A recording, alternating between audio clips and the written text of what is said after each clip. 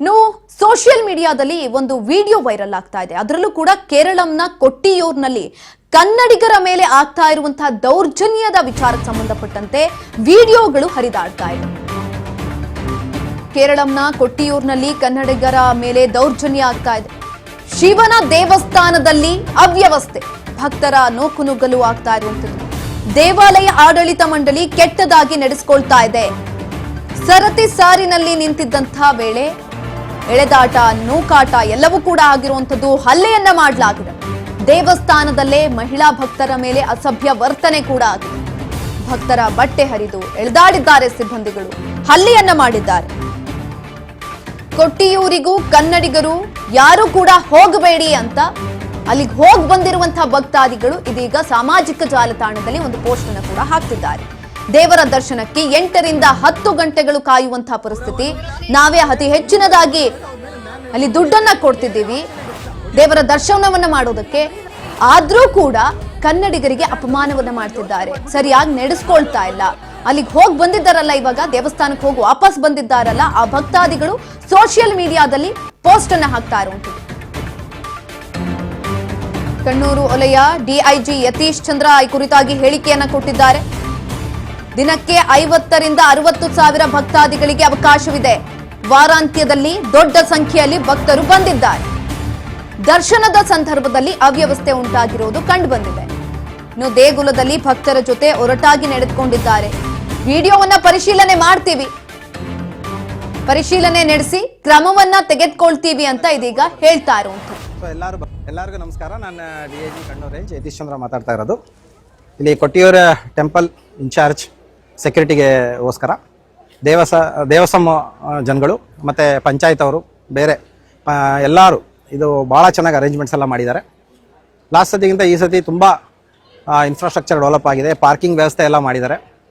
So ಕರ್ನಾಟಕದಿಂದ ಬಹಳ ಜನ ಭಕ್ತಾದಿಗಳು ಬರ್ತಿರ್ತೀರ.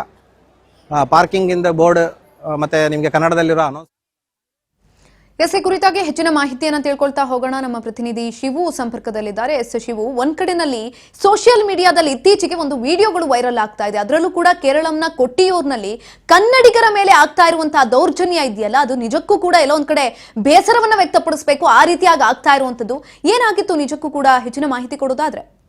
ಸುಕನ್ಯಾ, ಈಗ ಸಾಮಾಜಿಕ ಜಾಲತಾಣದಲ್ಲಿ ಏನು ವಿಡಿಯೋಗಳನ್ನು ಮಾಡಿ ಈ ಕನ್ನಡಿಗರು, ಅಲ್ಲಿಗೆ ಹೋದಂಥ ಕನ್ನಡಿಗ ಭಕ್ತರು ಹೇಳಿಕೆಗಳನ್ನು ಕೊಡ್ತಾ ಇದ್ದಾರೆ, ವಿಡಿಯೋಗಳಲ್ಲಿ ತಮ್ಮ ಅಭಿಪ್ರಾಯಗಳನ್ನು ಹಂಚ್ಕೊಳ್ತಿದ್ದಾರೆ. ಅದು ವೈರಲ್ ಆಗ್ತಾ ಇರುವಂಥದ್ದು. ಕೇರಳಂನ ಕೊಟ್ಟಿಯೂರಿನ ಶಿವನ ದೇವಾಲಯಕ್ಕೆ ನಾವು ಭೇಟಿ ಕೊಡೋಕ್ಕೆ ಬಂದಿದ್ವಿ, ಅಲ್ಲಿ ದರ್ಶನ ಮಾಡೋಕ್ಕೆ ಬಂದಿದ್ವಿ. ಈ ವೇಳೆಯಲ್ಲಿ ನಮ್ಮನ್ನು ಬಹಳಷ್ಟು ಕೆಟ್ಟದಾಗಿ ನಡೆಸ್ಕೊಳ್ತಾ ಇದ್ದಾರೆ.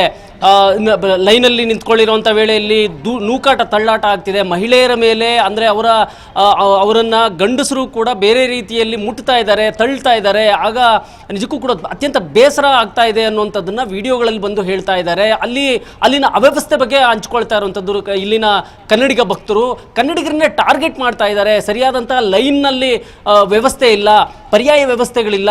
ಅಲ್ಲಿ ಗಂಟೆಗಟ್ಟಲೆ ಅಂದರೆ 8 ರಿಂದ 10 ಗಂಟೆಗಳ ಕಾಲ ನಮ್ಮನ್ನು ಲೈನಲ್ಲಿ ನಿಲ್ಲಿಸ್ತಾ ಇದ್ದಾರೆ. ಆ ವೇಳೆಯಲ್ಲೂ ಕೂಡ ಯಾವುದೇ ರೀತಿಯ ಒಂದು ಅನೌನ್ಸ್ಮೆಂಟ್ಸ್ ಇಲ್ಲ, ಯಾವುದೇ ಪರ್ಯಾಯಗಳಿಲ್ಲ.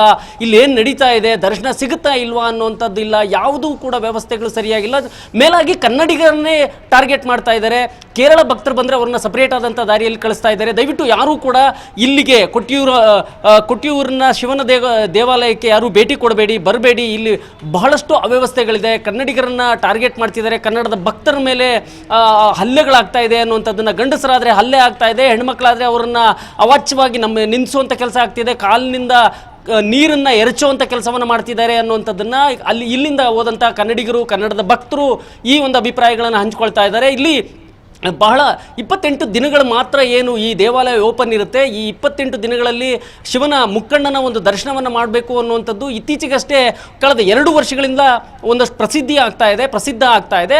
ಆಗ ಈಗ ಇಲ್ಲಿಂದ ಹೋದಂಥ ಕನ್ನಡಿಗರೇನಿದ್ದಾರೆ, ಅತಿ ಹೆಚ್ಚು ಕನ್ನಡಿಗರೇ ಈಗ ಅಲ್ಲಿಗೆ ಹೋಗಿ ಭೇಟಿ ಕೊಡುವಂಥ ಕೆಲಸವನ್ನು ಕೂಡ ಮಾಡ್ತಾ ಇದ್ದಾರೆ. ಸೊ ಇಲ್ಲಿ ಹೋದಂಥ ಸಂದರ್ಭದಲ್ಲಿ ಇರುವಂಥ ಅವ್ಯವಸ್ಥೆಗಳೇನಿದೆ ಅದು ನಿಜಕ್ಕೂ ಕೂಡ ಒಂದು ರೀತಿ ಭಯಾನಕವಾಗಿದೆ ಅನ್ನುವಂಥದ್ದನ್ನೇ ಹೇಳ್ತಿದ್ದಾರೆ. ಗಂಡಸರು ನಮ್ಮ ಮೇಲೆ ಹಲ್ಲೆಗಳು ಮಾಡ್ತಾ ಇದ್ದಾರೆ ಅನ್ನುವಂಥ ಅನ್ನುವಂಥದ್ದನ್ನು ಹೇಳಿದ್ರೆ ಮಹಿಳೆಯರು ಅಲ್ಲಿನ ಅವ್ಯವಸ್ಥೆ ಬಗ್ಗೆ ವಿಡಿಯೋಗಳನ್ನ ಮಾಡಿ ಹೇಳ್ತಾ ಇರುವಂಥದ್ದು, ಇದು ಯಾಕೆ ಅಂತ ಟಾರ್ಗೆಟ್ ಮಾಡ್ತಾ ಇದ್ದಾರೆ ಅನ್ನೋಂಥದ್ದು ಗೊತ್ತಿಲ್ಲ ಅನ್ನುವಂಥದ್ದನ್ನು ಹೇಳ್ತಿದ್ದಾರೆ. ಸರಿಯಾದಂಥ ಒಂದು ದರ್ಶನದ ವ್ಯವಸ್ಥೆ ಕೂಡ ಮಾಡ್ತಾ ಇಲ್ಲ.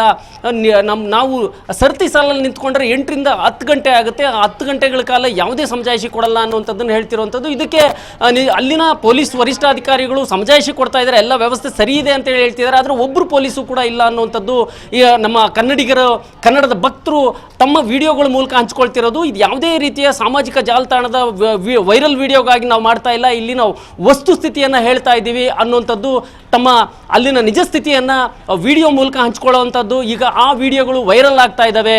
ಸುಕನ್ಯಾ, ಧನ್ಯವಾದಗಳು ಶಿವು ಹೆಚ್ಚಿನ ಮಾಹಿತಿಗಾಗಿ.